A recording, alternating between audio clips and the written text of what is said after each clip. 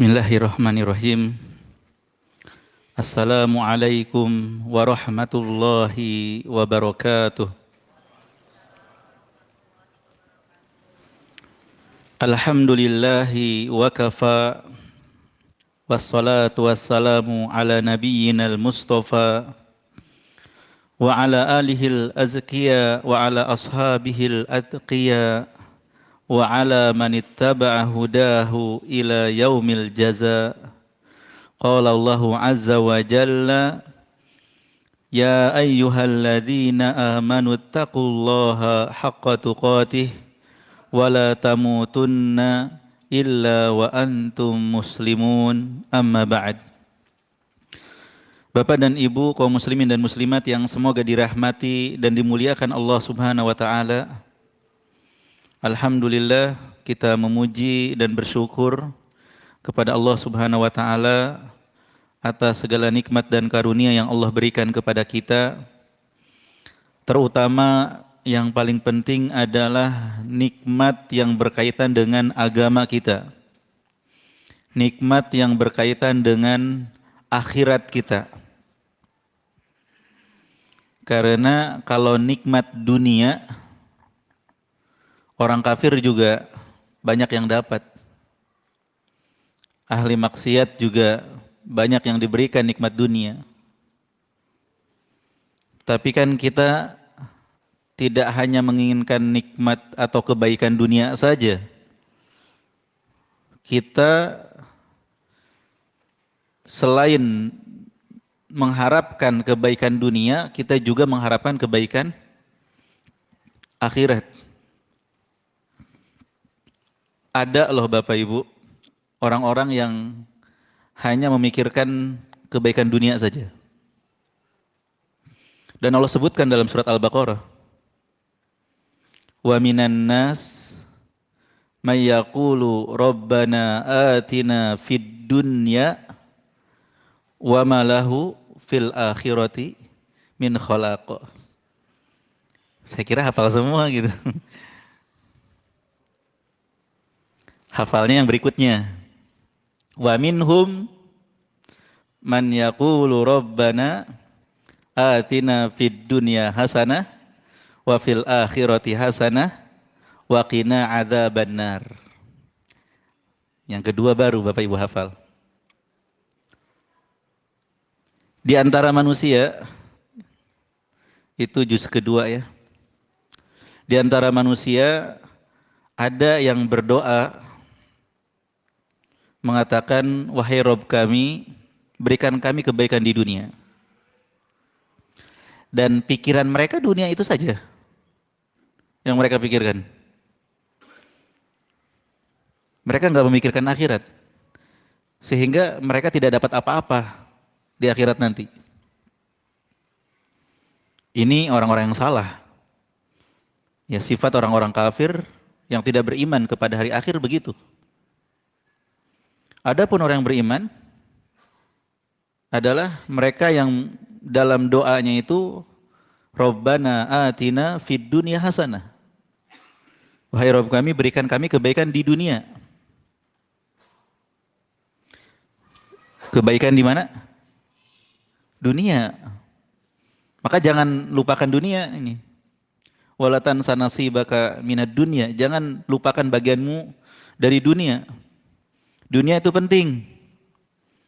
Buktinya kita berdoa supaya diberikan kebaikan dunia. Ya. Tapi sampai di situ tidak. Wa fil akhirati hasanah. Dan juga ya Allah, kami meminta kebaikan di akhirat. Dunia minta kebaikannya, akhirat juga minta kebaikan. Dan akhirat disebutkan dua kali, waqina adzabannar. Dan jagalah kami, jauhkan dari azab neraka. Itu juga akhirat. Jadi ketika kita melihat nikmat dari sisi agama atau berupa nikmat agama, itu kita harus lebih banyak bersyukur Bapak Ibu dibandingkan ketika dapat nikmat dunia. Nikmat agama yang kita rasakan saat ini, kemudahan untuk sholat berjamaah, bertemu saudara-saudara yang insya Allah soleh, atau yang menginginkan kesolehan gitu. Dan bisa menuntut ilmu. Ini nikmat akhirat, nikmat agama. Yang mana dengan menuntut ilmu ini, Allah akan mudahkan kita jalan ke surga. Dengan menuntut ilmu ini, Allah akan mudahkan kita jalan ke surga. Man salaka tariqan yaltamisu fihi ilman, sahalallahu lahu bihi tariqan ilal jannah. Barang siapa yang berjalan menuntut ilmu syar'i, maka Allah akan mudahkan baginya jalan ke surga. Alhamdulillah. Saya juga berbahagia, bersyukur bisa hadir di sini. Bukan Bapak saja yang bersyukur. Karena saya hadir di sini, saya juga belajar untuk diri saya, ya, memahami, berusaha mempelajari lebih dalam. Dan yang paling penting, dapat pahala menyampaikan perkataan paling baik. Wa man ahsanu qawlan mimman da'a ilallah. Tidak ada perkataan yang lebih baik daripada mereka yang menyeru kepada Allah. Dan juga mengharapkan pahala yang besar ketika ada di antara Bapak Ibu yang mendengarkan, yang mengamalkan, saya dapat pahala juga. Man dalla ala khairin kafailih. Bapak Ibu, ya, dengan mengamalkan ilmu apa yang dipelajari, ya, itu memberikan kebaikan bagi yang mengajarnya. Karena akan dapat pahala juga. Bapak Ibu dapat pahala, yang ngajarin juga dapat pahala. Jadi harus semangat. Yang mengajarkan semangat, yang belajar juga semangat. Dan kita belajar juga nggak dikejar target. Ya harus habis ini, udah kata Pak Usni, harus selesai. Semester ini alhamdulillah enggak. Berusaha menyampaikan yang dikira manfaat gitu. Walaupun sedikit-sedikit.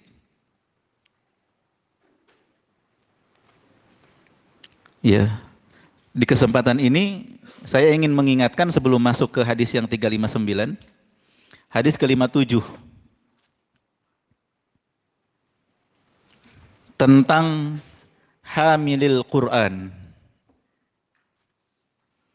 Hadisnya bagaimana coba? Tentang hamilil Quran. Ingat enggak Bapak Ibu? Baru kemarin kan?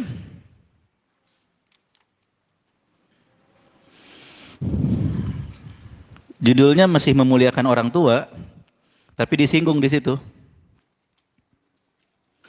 Inna min ijlalillahi, sesungguhnya termasuk perbuatan mengagungkan Allah. Itu apa saja? Ikrama dzisyaibatil muslim, menghormati orang tua muslim. Orang muslim yang lebih tua dihormati. Wahamilil Quran, dan orang yang membawa, menghafalkan serta mengamalkan Al-Quran.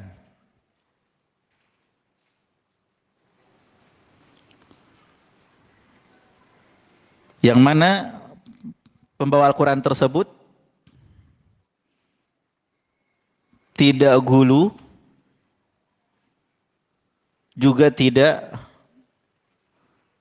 meremehkan.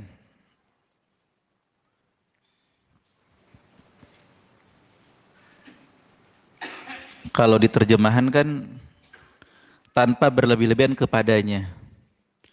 Ini salah satu penjelasan. Penjelasan yang lain dari ahli ilmu yang lain, terjemahannya itu penghafal atau ahli Quran yang hafal dan mengamalkan Quran, yang tidak bersikap gulu terhadap Qurannya, tidak juga meremehkan Qurannya. Yang punya buku dicatat. Terjemahan ini salah satu penjelasan dari hadis ini. Tambah penjelasan yang lain, beda mananya beda gitu. Yang gulu dan yang meremehkan itu siapa gitu? Ahli Qurannya atau sikap kita kepadanya gitu. Nah, dua-duanya ini ada penjelasan seperti itu. Sikap kita ke ahli Quran juga jangan gulu, jangan meremehkan.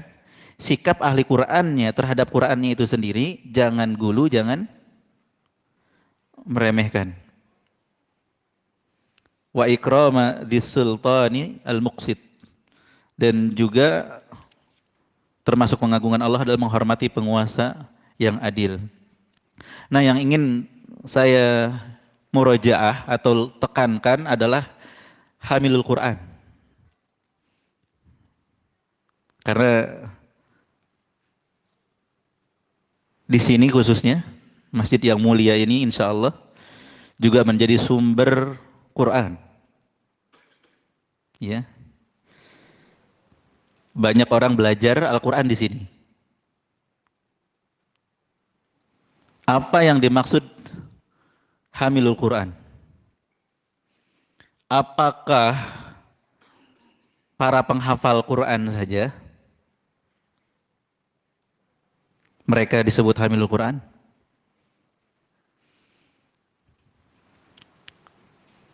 Entah dia mengamalkan atau enggak gitu. Ataukah ahli Quran itu, hamilul Quran itu orang yang mempelajari Quran, mengamalkannya walaupun belum hafal semuanya. Yang mana yang dimaksud hamilul Quran? Yang sepuh dulu. Monggo Pak. Walaupun nggak hafal. Walaupun nggak hafal. Kalau Bapak sama. Kayaknya ini yang bicara yang nggak hafal Quran. Kalau yang hafal Quran, yang hafal juga.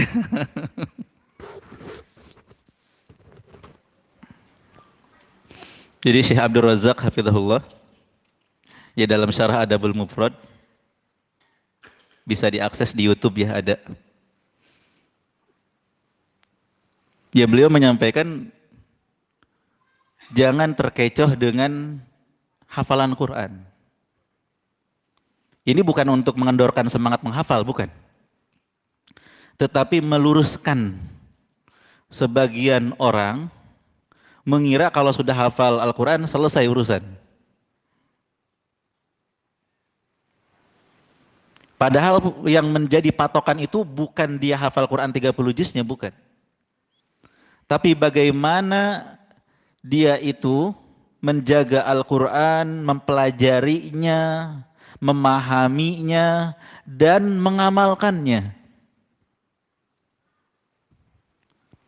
Beliau memberikan contoh, seorang penghafal Quran mungkin hafal ayat tentang berbakti pada orang tua. Firman Allah Subhanahu wa taala misalnya, wa qadha rabbuka alla ta'budu illa iyyah wa bil walidaini ihsana. Imma yablughanna 'indakal kibara ahaduhuma aw kilahuma fala taqul lahumā uffin wa la tanharhumā wa qul lahumā qawlan karīmā wakhfid lahumā janāhadz dhulli minar rahmah wa qur rabbirhamhumā kama rabbayani shaghīrā. Ahli Quran atau penghafal Quran pasti ayat ini termasuk yang dihafal kan? Tapi apakah dia sudah mempraktekkan ayat ini terhadap kedua orang tuanya? Apakah dia anak yang soleh, yang berbakti kepada kedua orang tuanya?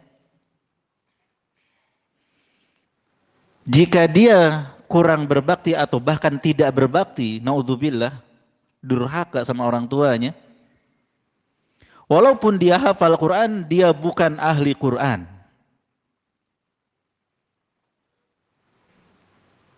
Walaupun dia hafal Quran 30 juz,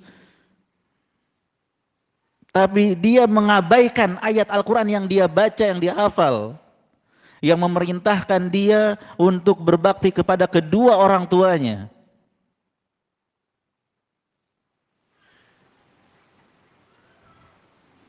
Ya jadi hafal Quran itu bukan ujung gitu. Seakan-akan selesai semua urusan. Tapi itu tangga menuju pemahaman Al-Quran.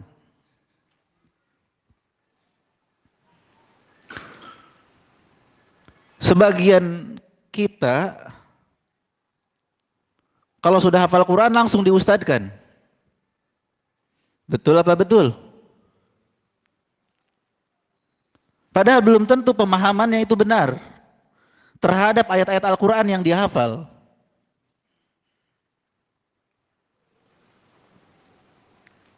Dia ustadz betul, ustadz Al-Quran, pengajar Quran.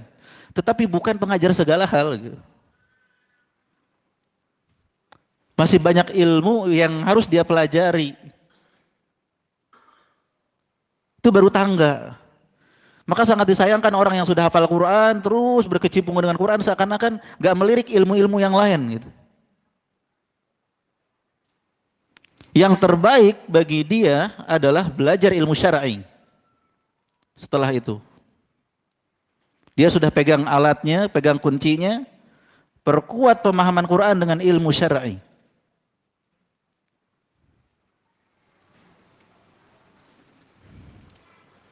Saya mengenal beberapa doktor yang ngajar di STDI Jember. Sebelum masuk pesantren Al-Irsyad Tengaran, sudah hafal Quran 30 juz. Masuklah ke pesantren, belajarlah ilmu syar'i di pesantren. Kuliah ke Madinah S1, S2, S3, itu Masya Allah. Yang seperti itu yang perlu ditiru. Tidak mencukupkan diri, ya, fokus dengan satu jenis ilmu yang mana untuk memahami Quran itu butuh aneka ragam jenis ilmu. Ilmu bahasa Arab harus dipelajari, ilmu usul tafsir harus dipelajari, ilmu-ilmu yang lain harus dipelajari.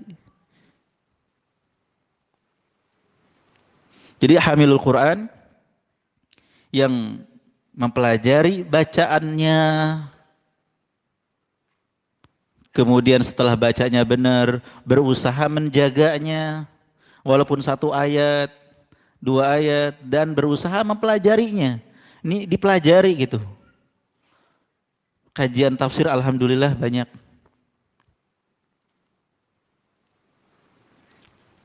Baik yang offline, yang online, yang sudah tersimpan di YouTube juga banyak kajian tafsir itu. Itu salah satu usaha kita untuk memahami ayat-ayat Al-Quran.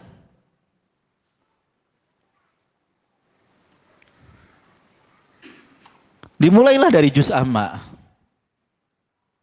Dari juz 30. Sudah hafal belum juz 30? Sudah hafal belum? Coba yang hafal.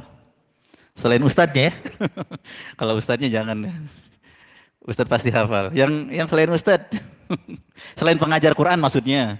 Selain pengajar Quran di sini. Siapa yang hafal? Hah? Angkat tangan. Saya ada hadiah nih. Buat jajan anak. Nih, buat jajan anaknya nih. Kalau bapaknya nggak usah jajan. Ayo, bapak-bapak yang udah hafal juz 30, angkat tangannya. Oh ya, beliau angkat tangan. Bukan ustadz kan? Hah? Pak, bukan ya? Bukan pengajar Quran ya? Bukan ustadz? Pengajar Quran bukan? Ah ya. Sudah hafal juz 30, Pak? Lancar semua? Insya Allah. Eh, coba Pak, ide bagus gitu. At-Thariq Pak, ini kita Masjid Thariq kan? Silakan baca At-Thariq Pak.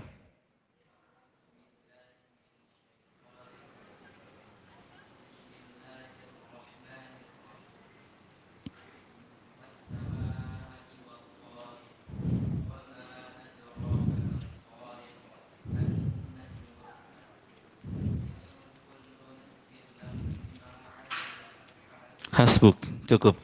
Lulus. Sini Pak. Masya Allah. Sudah punya anak Pak? Ah ya, kebetulan buat jajan anaknya ya. Wa jazakallahu khairan, barakallahu fiik. Ya ini Masya Allah beliau hafal juz 30. Cukup hafal? Enggak cukup.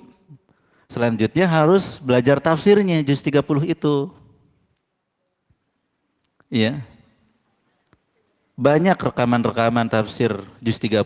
Asatidzah kita, bukunya juga ada, ya. Atau yang offline-nya langsung hadir kalau ada dekat. Ya kalau nggak ada rekamannya. Pahami gitu. Tafsir dari surat-surat pendek itu. Ketika Bapak baca juz 30, Bapak tahu artinya. Bapak tahu maknanya. Bapak tahu bagaimana mengamalkannya. Misalnya ketika membahas surat Al-Falaq, di mana kita berlindung kepada Allah dari segala keburukan, di antaranya wa min syarri hasidin idza hasad. Apa artinya? Dari keburukan orang yang dengki. Orang yang iri dengki ketika dia dengki. Emang orang yang dengki bahaya? Jahat. Ya. Tapi kenapa kita pamer-pamer ke orang dengki? Ke orang yang kemungkinan dengki gitu.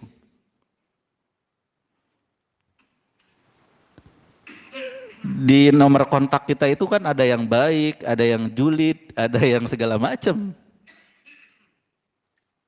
Ada yang suka sama kita, ada yang nggak suka sama kita. Siap kita memamerkan sesuatu dilihat sama orang yang dengki. Kira-kira apa doa orang yang dengki? Pamer kemesraan keluarga, apa kata orang dengki? Semoga begini dan begitu. Pamer rumah baru, apa kata orang dengki? Semoga begini dan begitu. Orang yang dengki itu kan mendoakan keburukan. Gak suka ngelihat nikmat datang. Bahagia melihat orang lain terpuruk. Ya. Maka mengamalkan surat Al-Falaq, kitanya jangan dengki pertama. Jangan ada kedengkian dalam hati kita kepada kaum muslimin. Yang kedua, selalu berlindung dari kedengkian orang lain dengan doa dan juga dengan sikap-sikap kita. Karena setiap nikmat itu pasti ada yang dengki. Likulli ni'matin mahsud. Jangan ceritakan nikmat kecuali kepada orang yang suka cinta kepada kita. Kalau Bapak cerita nikmat kepada orang benci sama Bapak, didoain yang buruk. Salah alamat gitu. Ini penjelasannya surat Ad-Duha, wa amma bi ni'mati rabbika fahadis. Fahadisnya kepada siapa? Kepada orang yang mencintai kita. Enggak kepada semua orang. Tahadus bin ni'mah kepada orang-orang yang suka sama kita. Sebagian orang malah tahadus bin ni'mahnya kepada orang yang dia benci, orang itu benci. Tujuannya manas-manasin. Yang ada perang. Perang ain. Nah jadi ini penjelasan hamilul Quran itu mempelajari Quran, memahami sedikit demi sedikit dan mengamalkan. Kesesuaian ucapan kita dengan perbuatan dengan Al-Quran itulah hamilul Quran. Walaupun belum selesai 30 juz. Ingat Pak, belum selesai berarti dia sedang proses, bukan berhenti. Kita semua sedang berproses ya. Bahkan yang sudah selesai pun berproses untuk mempertahankan. Yang sudah selesai terus tidak mempertahankan, apa yang terjadi? Hilang. Kita semua sedang berproses. Kita semua berusaha menjaga Quran. Yang kita jaga ini kita pahami, kita amalkan. Dan tidak mesti mempelajari Al-Quran ngurut gitu ya, juz amma doang, enggak. Ada kalanya kita mendengar ayat di surat apa, dalam kajian, dalam khutbah, atau dalam hal-hal lain. Kita pahami ayat tersebut dari kajian atau dari khutbah atau dari yang lain, itu juga sedang mempelajari Quran. Ya sedang mempelajari Quran. Nah ini mudah-mudahan penjelasan ini bisa meluruskan sebagian pemahaman orang kalau udah selesai Quran, udah selesai urusan gitu. Nggak mau lagi menuntut ilmu, nggak lanjut untuk menuntut ilmu, tidak. Lanjut menuntut ilmu terus. Tapi kan ngajarin Quran bagus, Ustaz, cukuplah katanya. Ngajarin Quran bagus, mempelajari Al-Quran juga lebih bagus, apalagi al-ilmu qoblal qaul wal amal. Anda kalau nggak paham Quran, cuma ngajarin baca doang. Tapi ketika Anda paham, Anda mengamalkan, Anda juga ngajarin pemahaman kepada orang lain dengan baik dan benar. Sehingga akan sangat jarang ditemukan guru-guru Quran yang menyimpang kalau mengamalkan Al-Quran. Ya tidak sedikit guru Quran yang menyimpang. Menyimpang akidahnya, menyimpang akhlaknya, ya menyimpang dari sisi hal-hal lainnya. Na'udzubillah. Nah ini yang dimaksud hamilul Quran. Semoga kita termasuk orang-orang ya yang disebutkan sebagai ahli Quran, ahlullah wa khasatuh.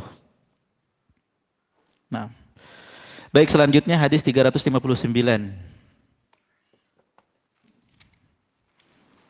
Bab orang tua lah yang memulai berbicara dan bertanya. Yabda'ul kabiru bil kalami was su'al. Tadi ada dua orang yang sudah sepuh, sama-sama udah berjenggot, sudah memutih jenggotnya gitu, mau bicara. Saya dahulukan Pak Us, karena beliau lebih sepuh dari beliau. Ya, kita harus praktekkan gitu kalau kita belajar. Kita harus praktekkan, ya, bahwa termasuk petunjuk Nabi Shallallahu Alaihi Wasallam memuliakan orang yang lebih tua. Dan termasuk di dalamnya mendahulukan mereka dalam berbicara, dalam bertanya, dalam ngasih makanan. Sekarang kalau saya punya makanan, saya ngasih ke Pak Wawan dulu atau ke anaknya dulu? Anaknya ini masih umur berapa? Anak apa cucu? 8 tahun. Kok masih kecil? 8 tahun ini. Oh, ya. Nggak jadi deh kalau 8 tahun. Jangan yang 8 tahun ya. Iya. Anaknya itu masih 4 tahun misalnya. Kita ngasih ke bapaknya dulu apa ke anaknya dulu? Masih 4 tahun sama anaknya. Bapaknya dulu ke anaknya dulu.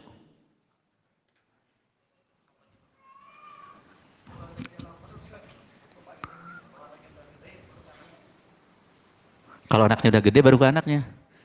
Kalau anaknya masih kecil ke bapaknya. Nah ini memahami, jangan setengah-setengah. Orang tua didahulukan. Sampai anak kecil yang masih balita pun dikalahkan. Itu tidak benar seperti itu pemahamannya. Jika anak itu masih balita, belum mumayyiz, belum ngerti, belum paham tentang adab, maka yang didahulukan tuh anak kecil dulu, Pak. Jangan membuat anak kecil sedih, karena anak itu pengen duluan, gitu. Tapi kalau anak itu sudah ngerti adab, sudah ngerti mana yang didahulukan yang lebih gede dulu, baru kita awali dengan yang gede. Ya, jadi kalau ada anak kecil yang satu TK, yang satu SD, kita ngasih makanan, kasih yang TK dulu. Ya, karena dia belum ngerti, belum bisa memahami. Oh, harus yang gede dulu, belum ngerti dia. Tapi yang dia tahu, saya pengen duluan. Nah, ini termasuk menyayangi anak kecil. Prakteknya seperti itu. Tetapi kalau sudah pada mengerti, maka kembali kepada asal, yang lebih tua itu didahulukan. Yang lebih tua didahulukan. Makanya kunyah itu sebenarnya lebih utama untuk yang pertama. Anak yang pertama. Walaupun boleh untuk yang lain. Tetapi sebagai bentuk perhatian kepada yang lebih besar. Ini hadisnya cukup panjang. Ya, dari Rafi' bin Khadij dan Sahal bin Abi Hathmah. Keduanya meriwayatkan bahwa Abdullah bin Sahal dan Muhayyisah bin Mas'ud pergi ke Khaybar. Abdullah bin Sahal dan Muhayyisah bin Mas'ud pergi ke Khaybar. Khaybar itu tempat tinggalnya orang-orang Yahudi. Mereka pergi ke sana untuk suatu keperluan. Dan mereka ini saudaraan.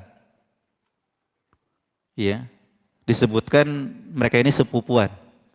Jika saya salah nanti diluruskan. Sepupuan. Lalu keduanya ya bertikai soal kebun kurma.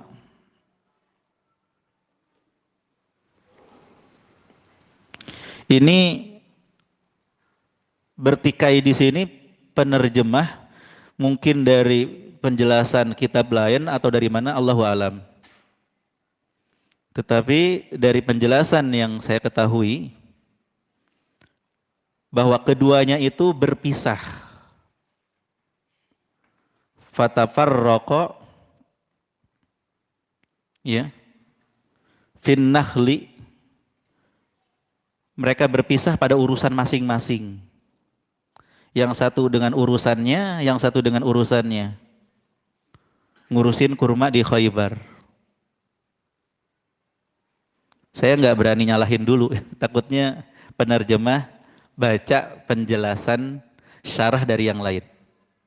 Tapi Bapak yang punya bukunya, tolong ditulis, ditandain.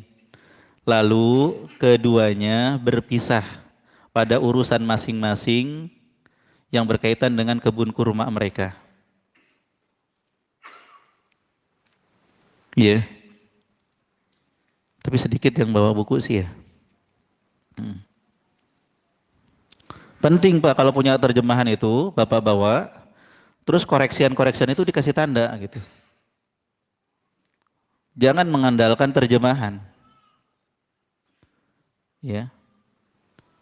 Yang menjelaskan kadang salah, yang nerjemahin kadang salah gitu. Jadi tidak berpaku. Lalu Abdullah bin Sahal terbunuh. Kalau bertikai, yang ngebunuh siapa? Yang dipahami oleh Bapak gitu. Kalau ngikutin penerjemahan ini gitu. Kan terjemahannya begitu. Siapa yang punya penerjemahan?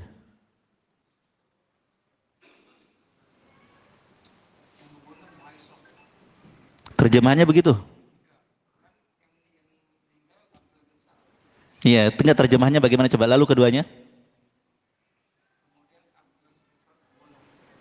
Enggak, sebelumnya.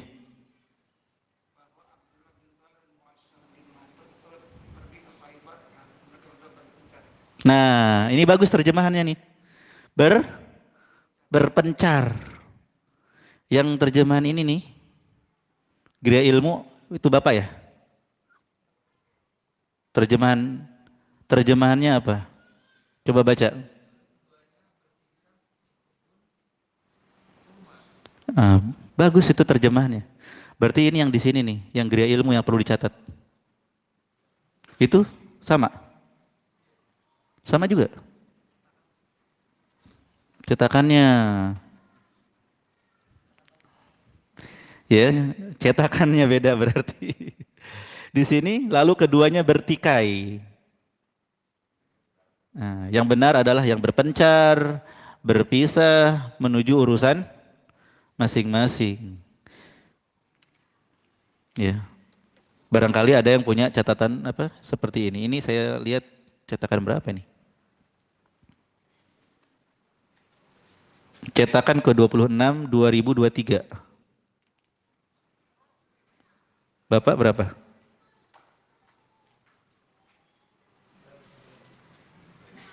Cetakan ke berapa?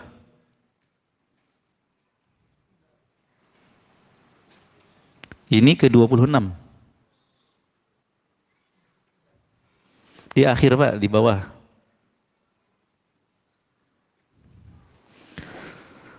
Ala kulihal bagi yang punya cetakan seperti ini dikasih tanda ya bahwa banyak ulama yang menjelaskan keduanya itu berpencar, berpisah, bukan bertikai. Dan Abdullah bin Sahal pun ketika mereka berpisah masing-masing urusan terbunuh. Kemudian Abdurrahman bin Sahal, saudara dari Abdullah bin Sahal yang terbunuh tadi, mendatangi Rasulullah SAW bersama Huwaisah dan Muhayyisah. Keduanya adalah putra dari Mas'ud. Ya. Mereka lalu berbicara tentang masalah sahabat mereka itu, tentang saudaranya yang terbunuh. Bayangin Bapak Ibu, mereka datang kepada Rasulullah untuk menyampaikan kasus terbunuhnya saudara mereka. Sedih nggak? Sedih nggak? Sedih ya? Raut wajah mereka pasti kebayang seperti itu, hati mereka juga lagi kalut. Dan ketika Abdurrahman mulai berbicara, ia adalah orang yang paling muda di antara orang-orang tersebut. Rasulullah saking ingin mengajarkan adab kepada para sahabatnya.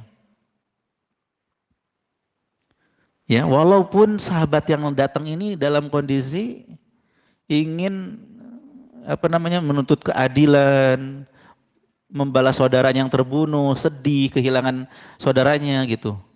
Tapi Rasulullah mengajarkan adab. Ya. Beliau mengatakan yang artinya tuakanlah yang tua. Ya. Kabir al-kibar.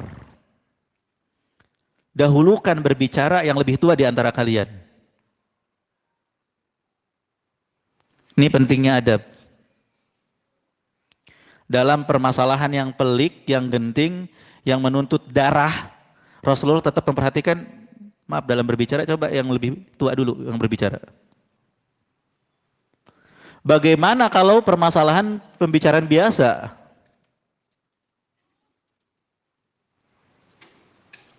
Iya.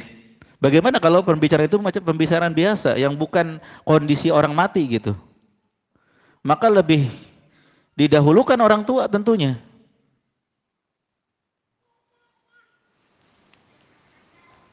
Terus bagaimana kalau yang tuanya nggak mau ngomong? Yang tuanya, kamu aja, kamu aja. Itu pembahasannya di hadis selanjutnya. Jika orang tua tidak berbicara, apakah orang muda boleh berbicara?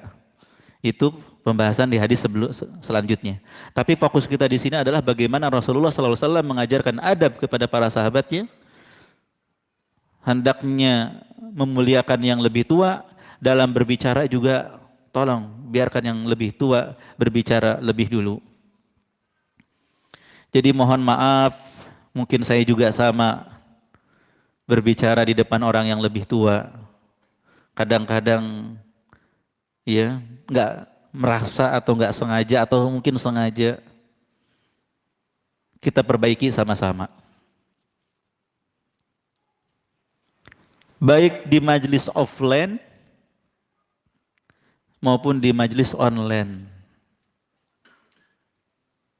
di grup WhatsApp. Bapak satu grup dengan orang yang lebih tua umurnya, ya, coba persilahkan dulu yang lebih tua yang menanggapi yang berbicara gitu.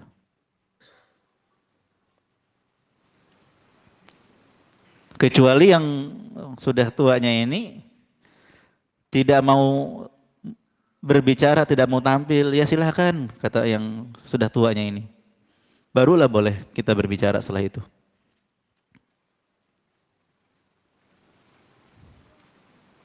Ya selagi di situ masih ada orang yang lebih tua, yang lebih berilmu dari kita, dahulukan mereka.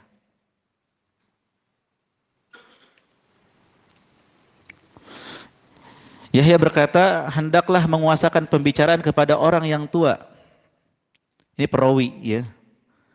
Lalu mereka berbicara tentang masalah sahabat mereka itu. Rasulullah SAW bersabda, ketika terjadi kasus seperti ini, apakah kalian meminta hak orang yang terbunuh, ya, sahabat kalian, saudara kalian, dengan cara, ya, 50 orang dari kalian bersumpah karena mengeluhkan ini terbunuh tapi nggak ketahuan siapa yang ngebunuhnya. Mereka berkata, wahai Rasulullah, ini adalah masalah yang tidak pernah kami jumpai. Artinya mereka tidak mengerti siapa orang yang harus kami sebut namanya. Karena sumpah itu 50 orang bersumpah, kami bersumpah bahwa pembunuhnya adalah si fulan gitu. Ini fulannya yang mana gitu, nggak tahu. Kalau begitu orang Yahudi dapat membebaskan dengan 50 sumpah dari mereka. Mereka bersumpah kalau mereka tidak membunuh. Kalian ridho seperti itu? Kata mereka enggak. Udah adzan ya? Oh, iya. Ya syahidnya adalah, nanti kita lanjutkan di kesempatan yang akan datang. Yang jadi garis bawah ini adalah bagaimana Rasulullah meminta yang lebih tua untuk berbicara. Itu yang jadi adab kita. Fokus kita belajar adab, mempersilahkan yang lebih tua untuk berbicara. Wallahu a'lam bishawab.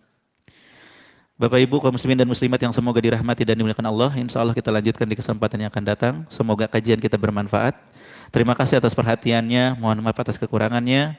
Kita tutup dengan doa kafaratul majlis. Subhanakallahumma wa bihamdik, asyhadu an la ilaha illa anta, astaghfiruka wa atubu ilaik. Assalamualaikum warahmatullahi wabarakatuh.